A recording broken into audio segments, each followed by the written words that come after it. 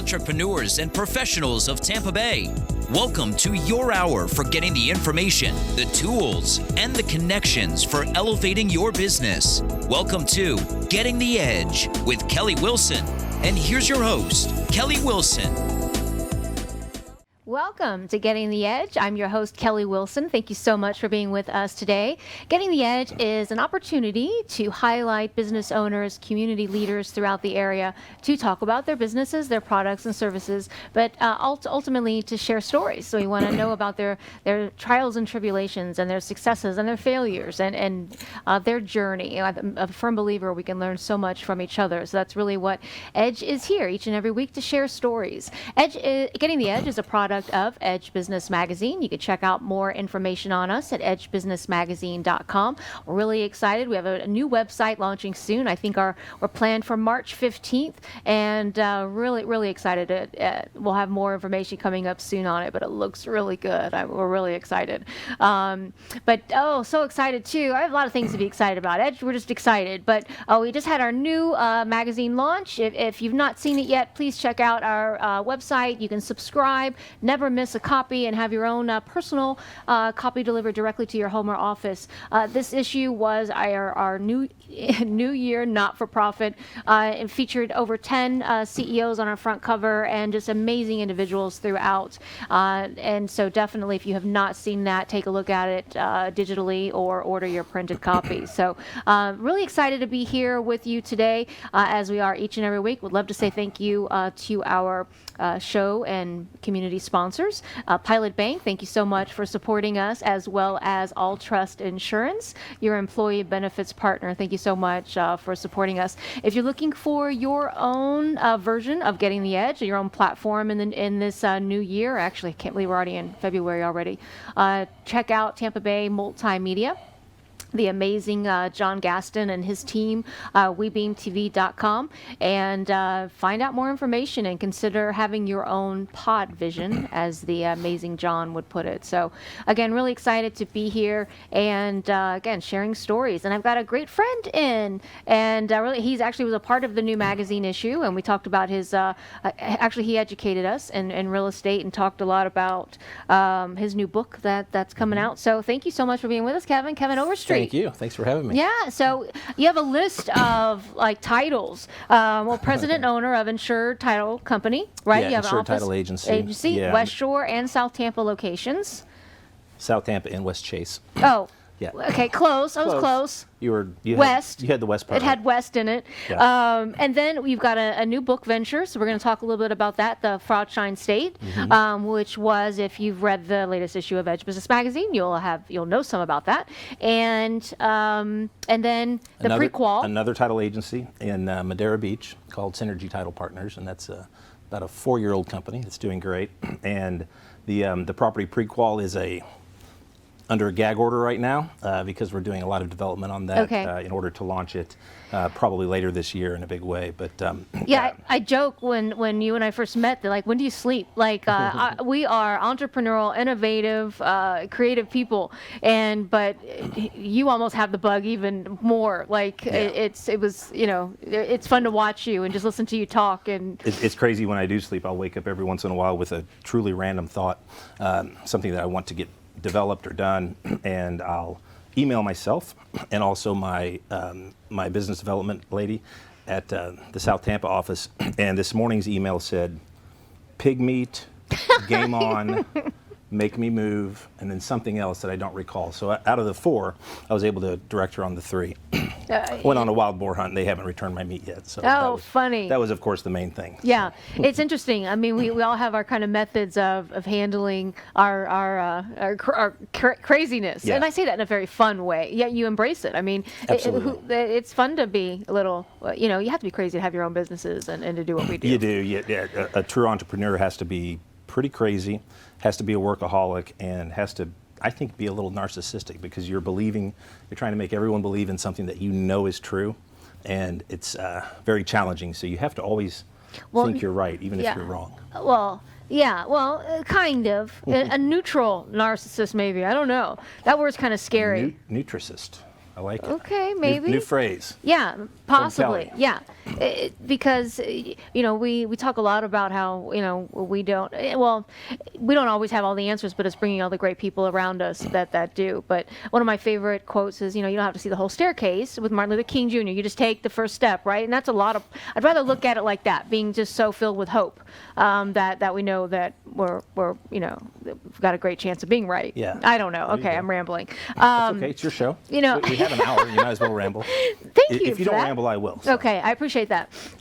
It's interesting with my real estate background. It was fun when you and I first sat down together. It was interesting. We had a lot.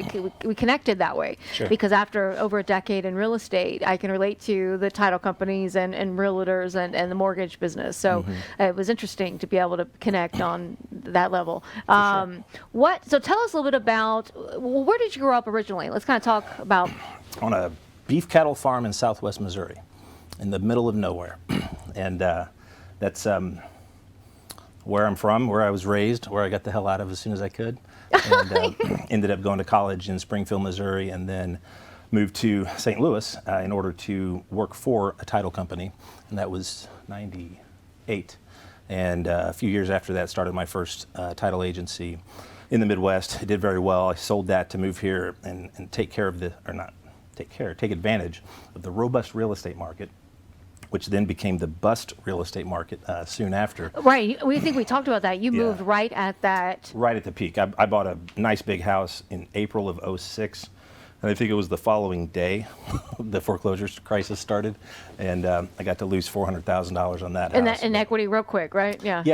Yeah. And so that's that. But during that time, so I guess it's a little over 22 years, I've overseen the closing of around 41,000 transactions. Oh, and it's funny that the book is called The Fraudshine State, and the company is actually called Title Update, doing business as Fraudshine State.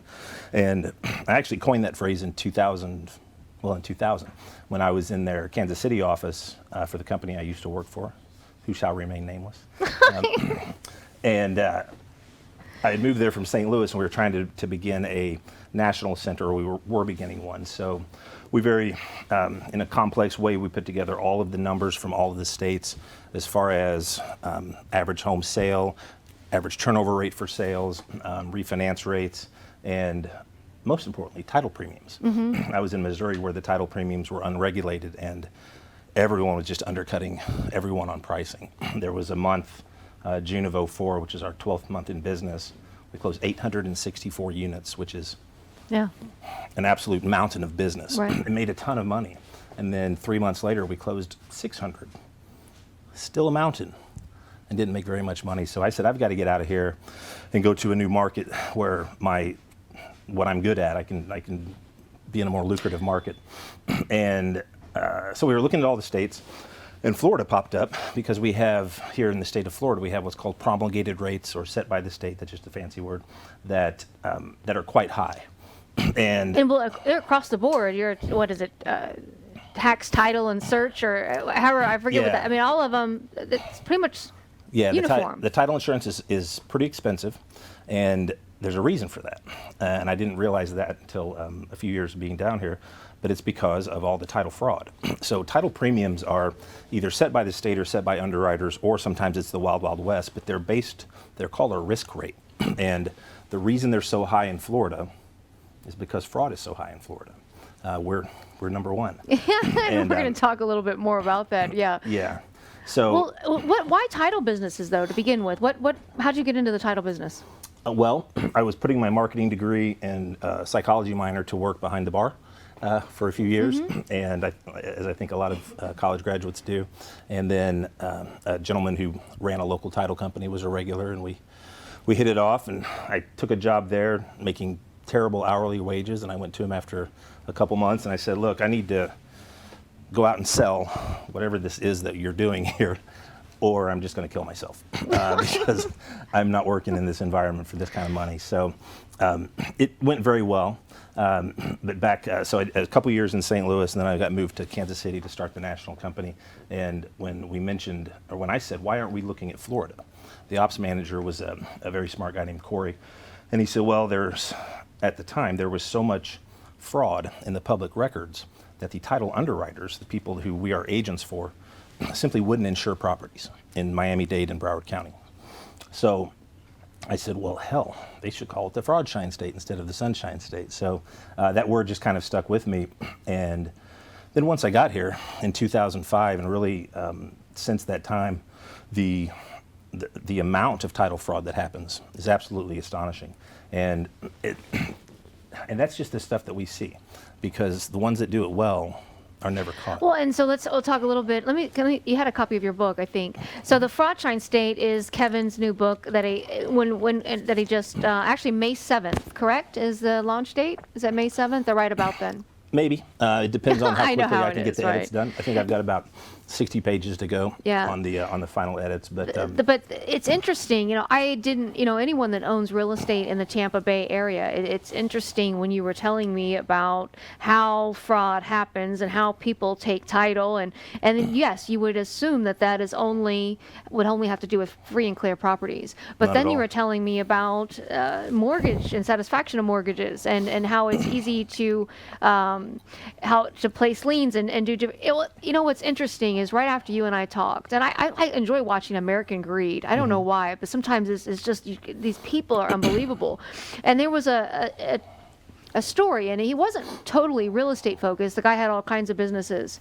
Actually, it was like the reality guy that had the storage show or something. It was about him. Anyway, but he was taking loans from hard money loans, and then recording deeds and public records on properties he didn't even own to show these hard money lender guys that they were the first person, however you say that. So if it ever got foreclosed, they would get, but there was no property. But he was able, he'd figured out the system. it's actually not that complicated. It's a very, I guess it is complex, the public records system, but in the 1950s, the act was passed to make public records public. And that was okay for a very long time, because in order to record a fraudulent document, you had to go to the courthouse and be seen. And it had to be a real document. So with the advances in technology, what's happened over the years, particularly in Florida, is the public records are extremely public. And what I mean by that is in all 67 counties, anyone with internet access can view all documents, with a few exceptions based on if it's a police officer or something like that. But they can view, print, manipulate all documents. They all contain signatures.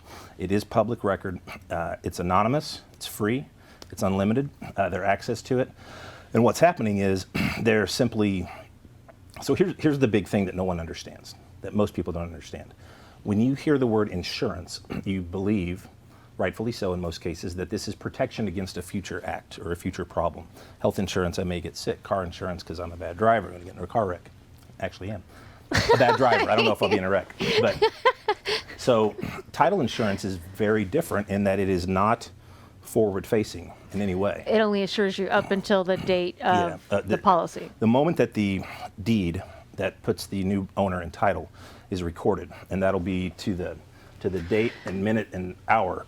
That's the exact date, minute, and hour and minute of the title policy, which is the good through date. You would think, though, that would be all you would need, because the idea you would think would be to cover you from people that have owned the property in the past, that maybe a satisfaction of mortgage didn't get cleared, Sure. or somebody that owned it before may have owed someone something and a lien could be placed. Yes. But you would think that'd be all you need, but with the society and things the way they are today, and with fraud being such, title fraud, now you need something to protect you going Totally. forward. And I don't want to belittle the value of title insurance. Right, That's right. No, it's needed. how I feed my kids. Right. And but think of it this way: think of title insurance as the baptism of the property, and it's a very simple concept to understand. So when the property is baptized with title insurance, it is erasing the sins of the past. So in a scenario where the seller wasn't fully able to sell the property because someone else had an interest in it, the title company does a search to uncover that and fix it, or he can't sell the property, or they miss it. If they miss it and you're insured, then you're good. When that person comes and says, I have a claim to that property, you have a title claim and you're the insured party, so you're covered. The problem is, as I said, the very next moment after the deed is recorded, super ironic, the moment the deed's recorded is when you become public record. probably a mortgage is recorded also, which is when your signatures become public record. And then from there, and you don't have to be a title company to do this, but there are tens of thousands of people that know how to do this. And by the way, title people don't have to have a background check. So the moment that you are added to public record is the same moment that your coverage ends. Just stops. So what Fraudshine is we've spent 2 years developing this. It started with enrolling people at our closings, just at my title companies. And this is something for all title companies. This is not I'm competing with other title companies. I'm trying to enhance. Service, yeah, right? I'm enhancing what they're offering. And trying to build this awareness that this could happen and yes. people are vulnerable. Yeah, so speaking of, the way I've been in a few meetings like this, and not with lights quite this bright, but the way I normally start it is I have the documentation to steal the host's property. And Kelly Wilson's a pretty common name. I didn't know your middle initial, so I couldn't find you. So I said, well, what the hell? How about I steal this building? Oh, nice. So I simply looked it up. Turns out. Well, we don't want to go into any legalities. Yeah. Again, everything's public record. But as it turns out, Okay, let me simplify a lot. If the owner of this property would have had monitoring, they would have caught something within a few days that it took them 4 years to catch. And that can be examples for anyone. True, except it's actually happened here. So the fact of the matter is that there's not any such thing as something insuring a property owner's current ownership. Homeowner's insurance is not for ownership of the house. It's for the house. It's for the contents. And the title insurance was only valid up until a snapshot in time, which is when the deed was recorded. Can you do that with obviously commercial properties as well, right? So is it happening do you see it happening in the commercials? Oh yeah. I looked up one today, and it happened in that one. So probably as common and much bigger dollar figures. So there have been a couple companies that have cropped up that are doing the monitoring and alerting service. And I won't name who they are, but there will be more. And I've subscribed to all of them for my own property and for some other properties of family members. And I haven't gotten an alert on one particular property since October. And since that time, there have been 4 documents recorded, which could have been a deed of satisfaction of mortgage and another deed to sell it. They weren't those documents. But the big difference between what really anyone else is doing and what Fraudshine State's doing is, well, there's 2. One, we're not just reactive. So there's not really a way to know that a bad guy is going to take your property until he takes the steps to do that. So everyone else is reporting that, of course, after the fact. So let's say I steal title to your property and it's caught relatively soon, and that makes a huge difference. When the county clerk's office changes records to show the bad guy in title, it takes a couple months for the appraiser's site and the tax collector's site to catch up, to be updated. And then that bad guy, if the house is vacant, can sell it. If there was a mortgage, he does a fake satisfaction of mortgage. And people think that you need a notary in your pocket. So here's my notary stamp, totally legitimate. Here's one that looks exactly the same, a made-up name, made-up commission number, Amazon, $18, 3 days. Is that right? Yeah. So the criminals that are using actual notaries, why? Why have a conspirator? So, I was interested. It was interesting to find out that you were talking about how, and as we sat in your office for a while, you were kind of going through how easy it was to create a deed, the warranty deed, and even with the American Greed shows we talked about, but even satisfaction of mortgages, and how all really what is it, city, county, state, whatever, all they care about was getting their fee, right? So if someone's going to upload a document, it doesn't have to be. Yeah, well, a couple things. They're statutorily protected against, this being the county clerk, against any liability for an issue. But how could they possibly know? Right. How could they possibly keep up with all it? And you referenced, what was it, in the month of December? No, it was in 3 days. Well, no, in December, we talked. When you and I were talking, you said there were how many recorded deeds? Yeah, there were 980, but that was in 3 days. That was 3 days. Yeah, there are 7,500. Oh my goodness. 7,500 transfers of property in the state every week. $7,500. Yeah, and the county clerk has no clue if they're legitimate. And a lot of people think that you have to have a title company's software or something to make these documents online. $199 a year. Yeah. There's several sites that will have templates for literally every type of document you might need, and you just plug everything in. And then you had talked about, I was going to ask a question about, I can't now remember.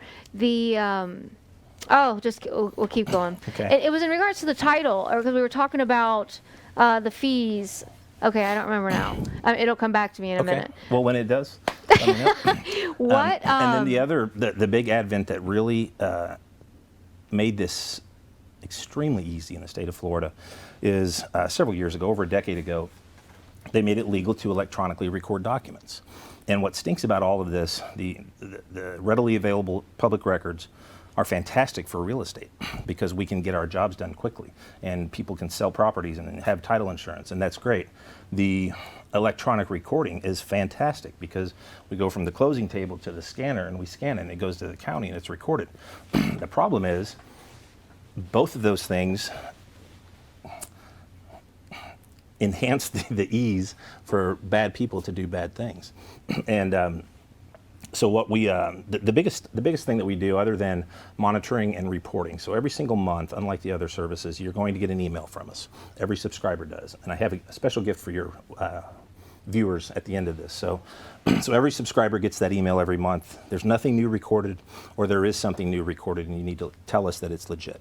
And then we are all over you to make sure that you do tell us that, because we need to catch it quickly. So by the time those 3 county offices are aligned, let's say it's a vacant home and I'm the bad guy, I can just call a realtor and say, hey, I'd like to list my home.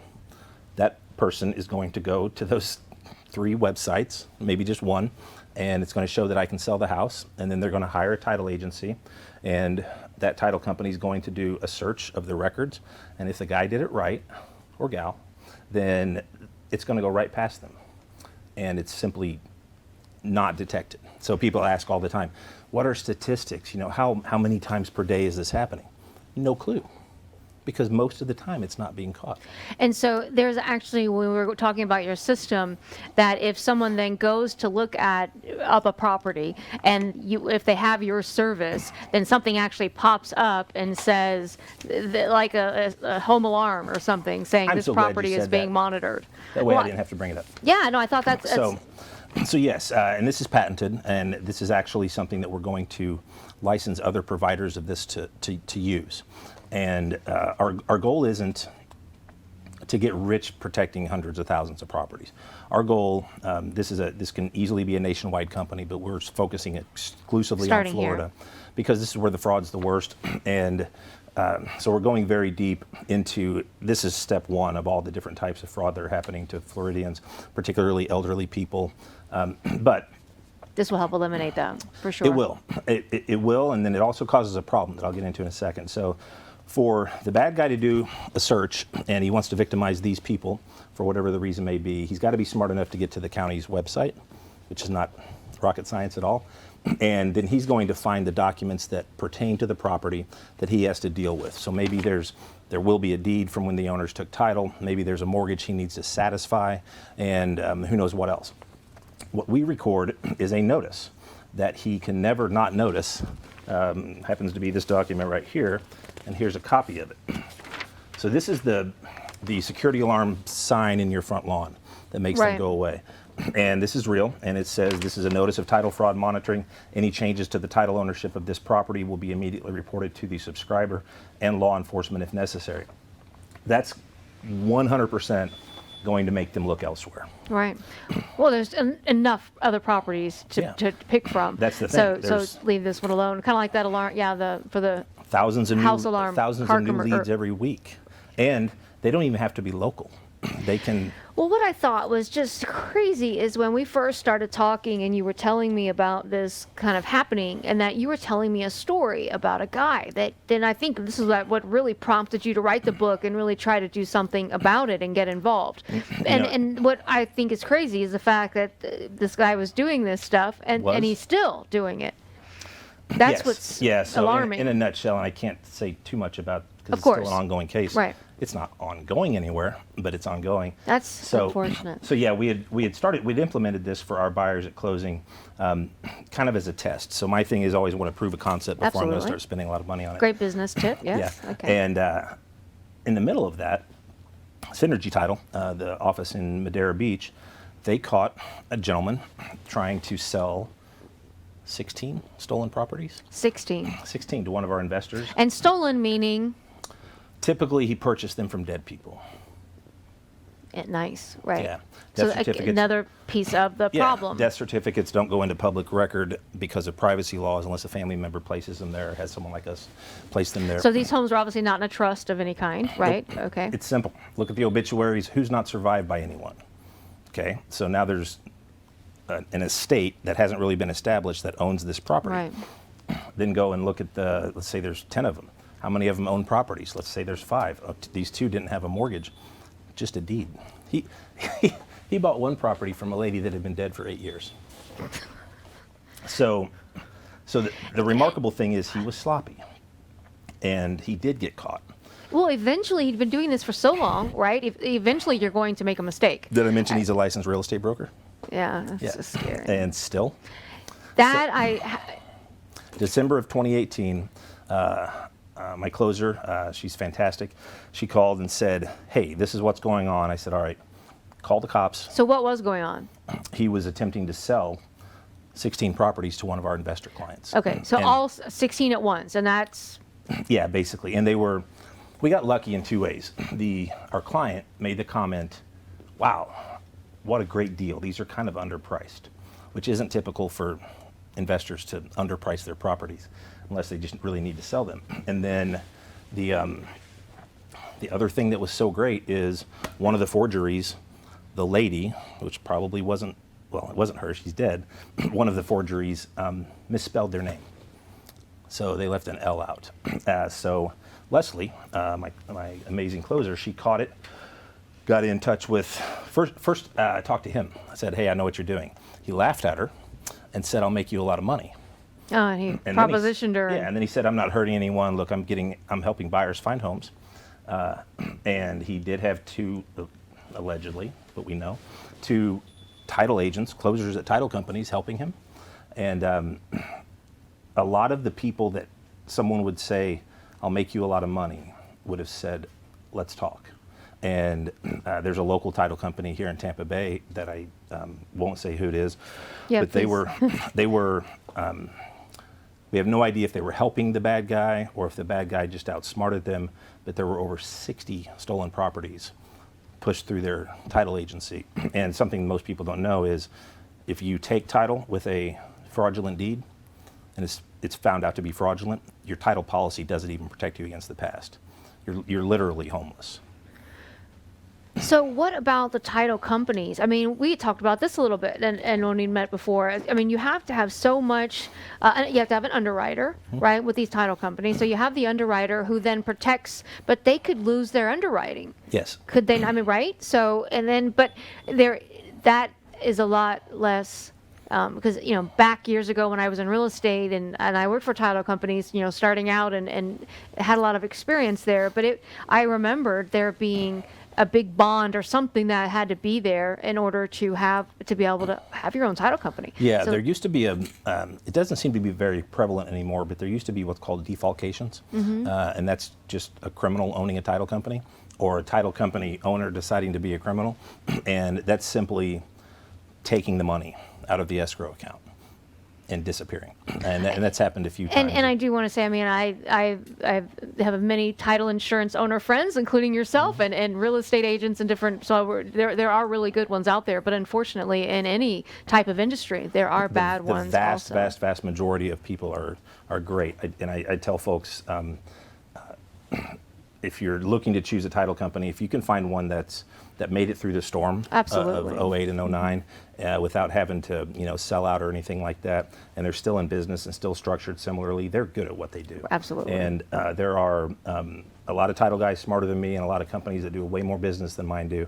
But one of the reasons is because I end up focusing on other things. So what Well, you have found a problem that you are offering, a solution to, and Yep. and so no, I think that, and you're helping make the problem known where many people wouldn't think. Like I could not believe the story about this guy, and let's go back to that story because he's still doing it, and he's still never prosecuted. He still has a real estate license, a broker's license. All that happened was 2 of the properties, the recorder, the clerk, changed title back, but now it just looks weird because they didn't actually throw the deed out, even though it was bad. But since that time, he still has 1 listed for sale, and the FBI said something like none of the properties are valuable enough on their own for us to look at it, and that's not a rude thing on their end. They're just inundated with all of the wire fraud and this type of thing that's happening, so they simply can't get to it. And all he has to do is start another LLC, do another entity. There's one property where. But you only have 1 broker's license. I mean, the what is it? FREC, Florida Real Estate Oh, I Commission. doubt they've heard anything. How? Especially when the authorities are involved. There's so many strange things, Kelly. There is no database for bad guys. We have to do a Patriot Act search on every new property, new sale to make sure that no one's on a terrorist watch list. However, someone could be a hardened criminal that does nothing but property theft, and we can't search in a database for that. So that's one of the things that I do want to create at some point, and that's just getting all the underwriters together to say, hey, let's make a website. Let's search everyone. But again, they can just change things. There's one, this happened since then. I'll give you 2 mind-blowing stories with this same guy. One, gentleman is in foreclosure with a big bank. This guy came in, did a deed from that guy without his knowledge to himself. No, to an entity that he controls, because his names have been maybe flagged. So this new entity controlled by this guy now owns this property from a chain of title. With the guy that's in foreclosure not knowing anything. And so he's alive. Hold on. Okay. So then he took out a mortgage, a private mortgage, $175,000. How if you already have one in foreclosure? Because the mortgage was fake. So listen to this. You're in foreclosure. I take title to your property. Your lender, as we know, is going to take 1.5 to 2 years to foreclose if you don't cooperate all that much, which most people kind of just bury their heads in the sand. And now I'll go to my shady guy over here and say, give me a mortgage. Let's make it $175K. You don't have to give me any money. Now start foreclosing on me. I'm not going to pay anything. Foreclose. Foreclosure happens in the court. They're doing this inside the courtroom. Foreclosure happens. That property went to foreclosure sale and sold for $150,000. And I'm guessing they split the money. They never gave any money, but they just got a bunch. And now whoever bought that and achieved ownership through a certificate of title, they are going to lose the property when the actual lender forecloses on the actual guy. Story number 2, same guy. Yeah. So this guy also has deeded a property from an individual to himself, to an entity that he controls, and then did an assignment of mortgage. There's no foreclosure or anything like that happening. Did an assignment of mortgage from the homeowner's lender to another entity that he controls, as if that is the new servicer of the mortgage. So now, I don't know the situation, but if he can get the guy out of the house, if there's even a guy, might be dead, then he can sell it and get all of the proceeds except the payoff of the mortgage, which he also gets. It's happening right now. It's remarkable. So I mean, really, you're actually speechless. That doesn't happen often. It's interesting. So obviously you've gotten. I mean, the FBI's been involved with this one. I mean, all these different things, and there's maybe someday it'll be taken care of. But in the meantime, the best way that you can make sure that you are protected is to have some type of title awareness or being able to. You need this in the public record. It's going to make them stop. But along with this, what does the service cost monthly? Yeah, so monthly is $9.99 a month, and you can't have this because this is a 1-year notice. So that's for the annual membership, which is $150. which is about the same price, plus we're having to pay for and record that document. If it's your primary residence, if it's your home or a property that you own, even if it's a commercial building, then you need to get the annual membership, and we will record the notice. If it's, think about all of it. Renters, would you like to know when your landlord goes into foreclosure? Landlords, your renters are in the very best position to steal and sell your property. They can be there for showings.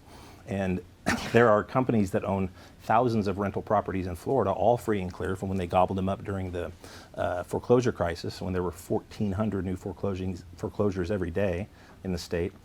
And all of those are very high risk. And then probably the highest risk, unfortunately, are the elderly. People that, when someone goes from their home to a home, they typically don't sell their house. Mom says, as soon as I'm feeling better, I'm moving back home. Of course you are, Mom. And maybe she does, but a lot of times she doesn't. Right then, that's a vacant home that needs to be monitored. So the kids need to have monitoring for mom's homes. And nosy neighbors. Why not? You want to monitor your neighbor's property? I don't care.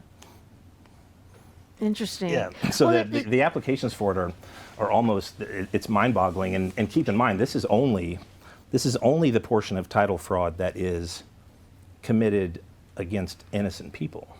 There are also people that are in cahoots with one another that will do this kind of thing.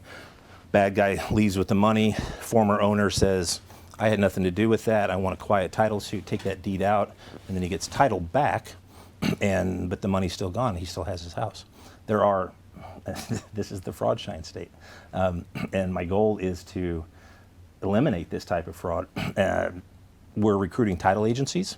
It's not a competitive thing between us and them. It is so that they can offer the service and help build the awareness. And they can enroll their people right at closing. And that's the people that just closed aren't the most likely victims, but they're the most aware of their property and most afraid about things. So that's a great time to start this monitoring. And well, you had a good point too. When you mentioned as far as the mortgage being recorded and signatures being out there, and isn't just like taking over someone's identity, stealing someone's identity. Now, I mean, you have to, really, with all of the information that's available today, you really have to be careful and protect yourself. It's the easiest way. That's in volume 2, and you just kind of touched on it. But I lost my train of thought. Yeah, it's volume 2. Yeah. So volume 2 is going to be, so what's great, not great, but what was frustrating about the book is I kind of want to tell it all and show everybody just how simple it is. And then I wrote a few chapters, or dictated a few chapters to the ghostwriter, and I said, wait a second, I'm teaching people how to build a bomb here. And while it's not a crime to show somebody how to build a bomb, it's still a bad thing for people. And my goal isn't to perpetrate or to propagate this crime. It's to eliminate it. Well, anytime you expose anything, I mean, for the criminals out there, you're providing tools for them. I mean, you're telling a bunch of bad guys, you hey, can't expose here's a new way to be a bad guy. You can't expose it without. Yeah, so the title people who are knowledgeable, when they read my book, they'll find a lot of errors, but they're not errors, they're omissions, because I don't want it to be that easy for people to commit this crime. We truly do want to stop it. Now, one of the things that will happen as a side effect of this, so the more of these notices that exist in public record, that's the more properties that the bad people are going to stay away from, thereby making everyone else statistically more likely to be a victim. And so we're doing some enhancements now to make this very much touching with nonprofits as well, and we spoke about this, and kind of a protect those who can't protect themselves type of thing. And we're actually going to be asking for a donation when people sign up. Look, throw $25 or $50 into here. Habitat for Humanity has 17,500 homes, and they're building 700 new ones every year, or selling 700. All of those people should be protected, and they're very likely victims. So Wow, it's a lot to think about. It really it's is. unfortunate as well, just as society and just as information and this new technology era, or that we're in. It's just something else that we have to worry about. But we definitely should be aware that it could happen. So Yeah, that it's just it's the general public is ignorant to it, and it's not their fault. It's just well, we don't know what we don't know. No closer at a title office says they're going to say something like, within a few days or weeks, you're going to get your owner's title your policy. original recorded deed and your owner's title policy. Yeah. They don't say, which, by the way, ran out the moment we typed it.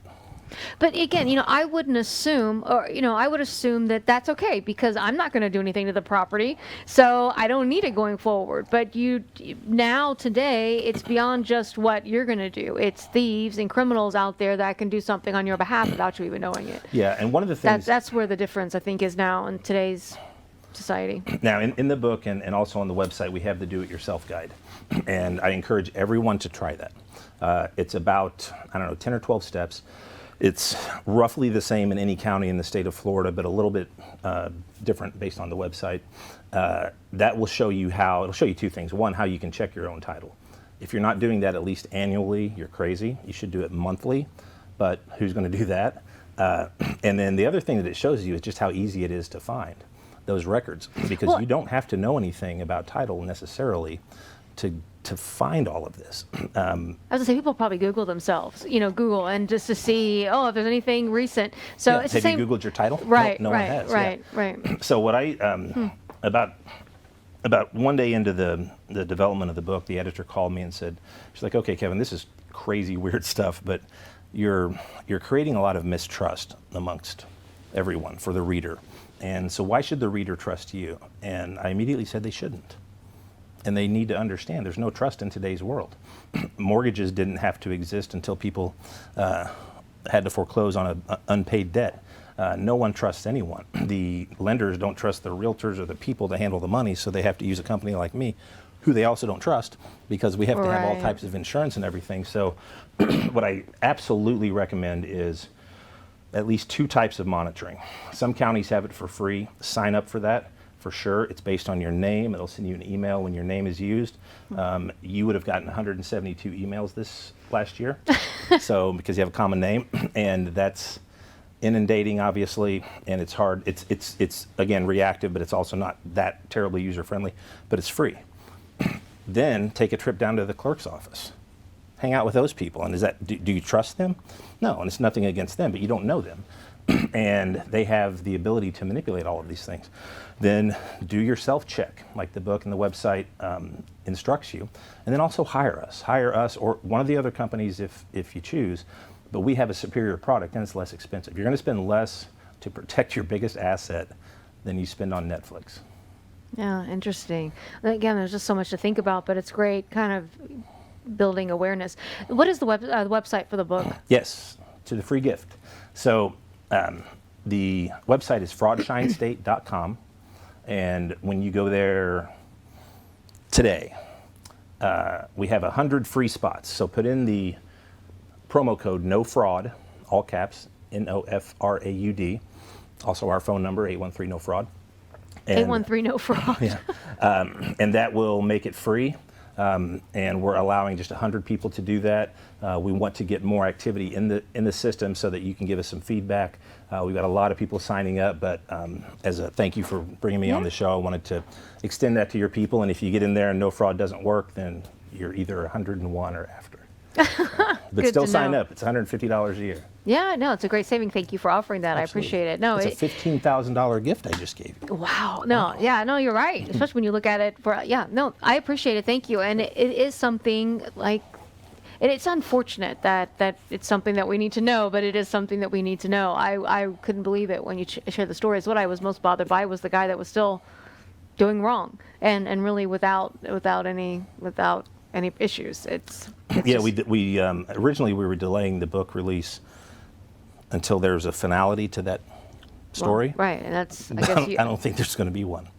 Well, and yeah, so all you can do is protect yourself against people like that the state isn't even like eliminating or stopping. So that I think, and I don't know. That's why we have the Florida Real Estate Commission, is to ensure that.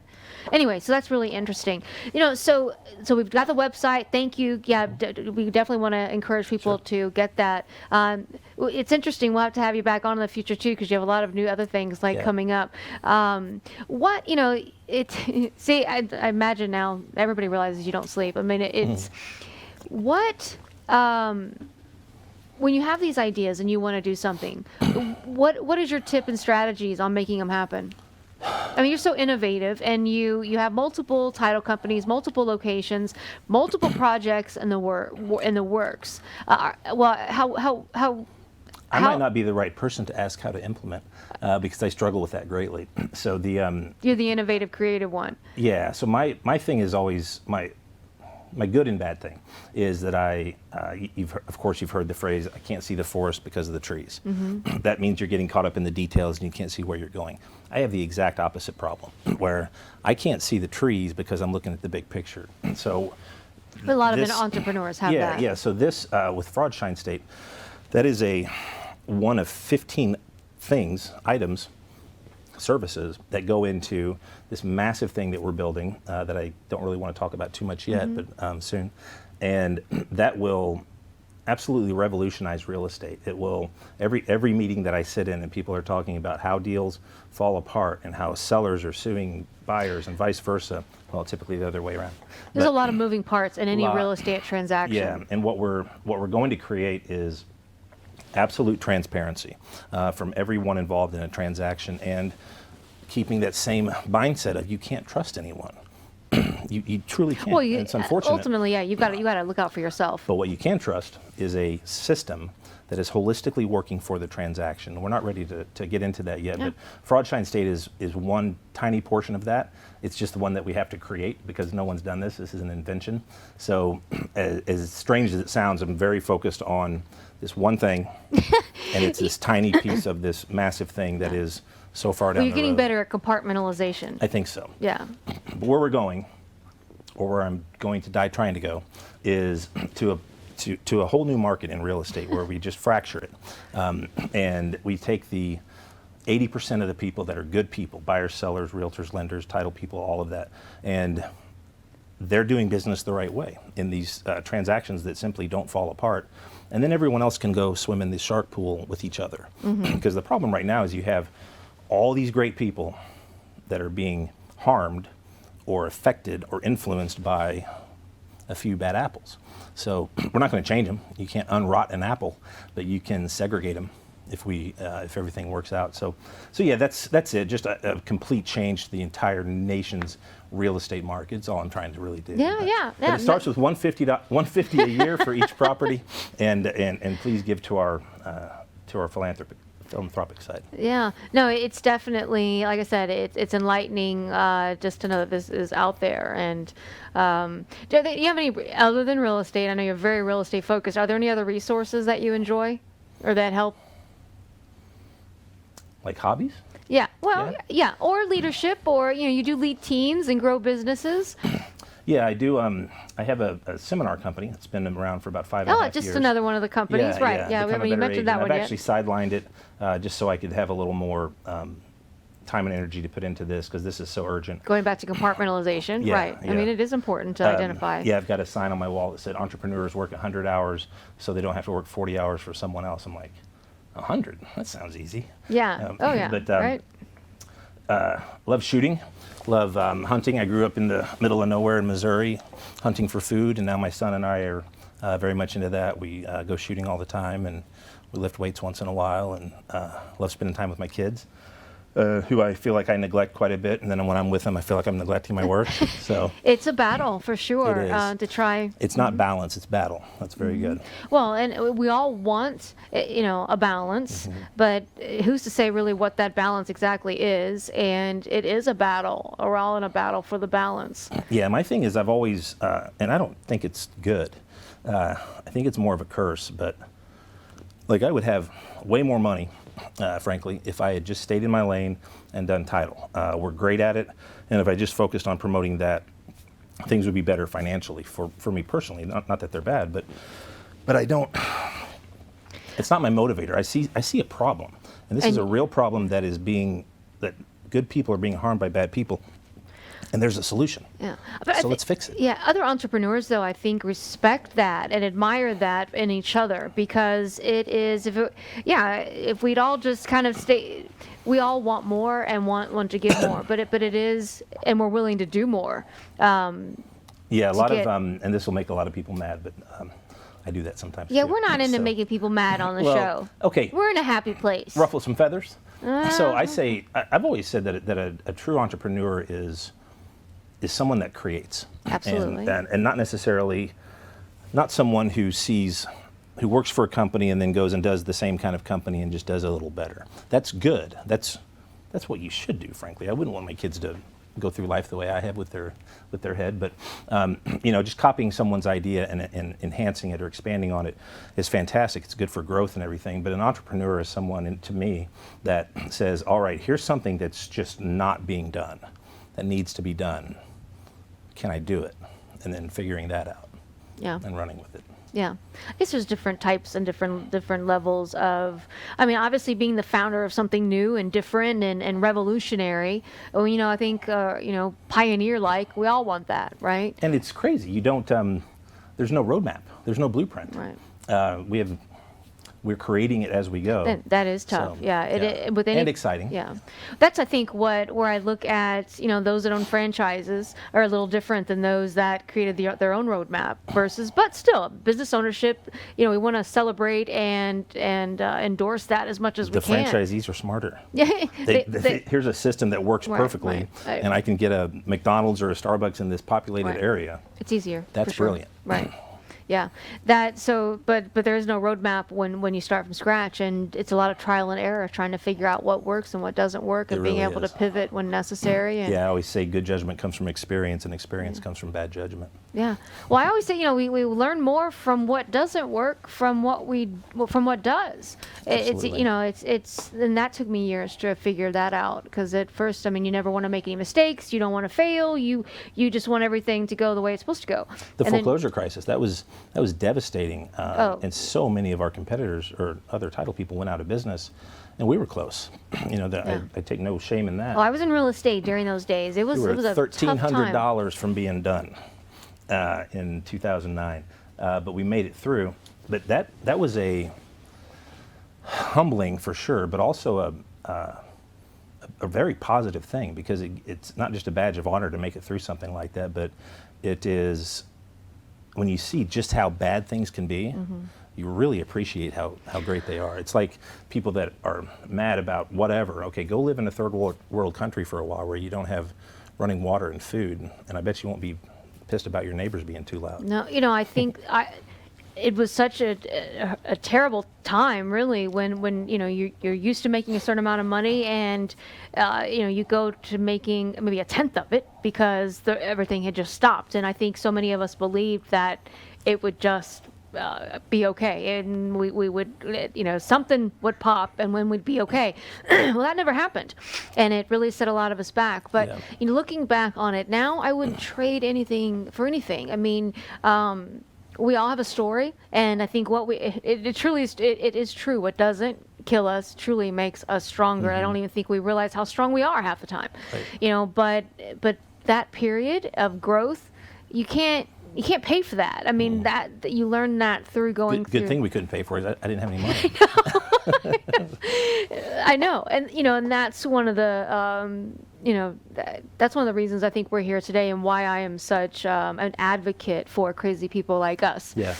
Is to say you don't have to necessarily have all of your ducks in a row. You don't have to know everything. You just take a step. Take a step. That's kind of my whole philosophy. Take a step. And I've just really enjoyed getting to know you and how you think and the magazine and everything. I'm excited for tomorrow night for the launch.